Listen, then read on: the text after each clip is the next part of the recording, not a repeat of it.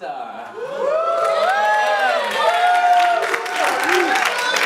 I'm so excited. I want to thank Find for inviting me to speak. I've been wanting to share my work to your demographics, college students, our hope. Who has been to the Philippines? I have. Oh, all of you? All of you. I was actually in the medical profession. Who's in the medical profession here? Like speaking, like nursing, I suppose.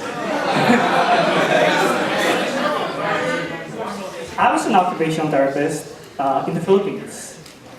So back then, I was like, I know I wanted to be an artist, right? So, Mama, I want to be an artist. And she kind of didn't really discourage me, but she gave me like a long list of family members who are artists, really cool, but they're all broke. So I'm like, okay, it's not really a good proposition because a part of me wanted to be a therapist. Like personally, I have like a brother that's cerebral palsy, and I saw therapists work with him. But at the same time, a huge part of me, I just want to create. I'm a right-brain person, you know, like colors, create. But then it's not really practical. People from the States come over, and they want you to, you know, move here and work because there's a big shortage. Those are nurses, but there's a big shortage. If you look at the graph, like this is like the 90s. There's like 500,000 of Filipino immigrants, and a lot of those are professionals. I would say a lot of those were nurses, some therapists. So I'm one of those. So cool, right? Like from the Philippines, you know, I took a traveling job. I traveled all around the States. Like, you know, back then there's a movie where the slogan was like, America's my destiny. I was like feeling that. I bought my first car, a Honda. I thought I was so cool. I was driving a Honda. I'm like, yes. You know, I travel all over. Like, as a traveling therapist, you go like from one city to another and you do therapy work. 6 months, 3 months. So I really enjoyed it, you know. Like, if you're single, it's a lot of money. You earn a lot of money. You do whatever you want. But then again, this gave me like a contrast, like of how it is here.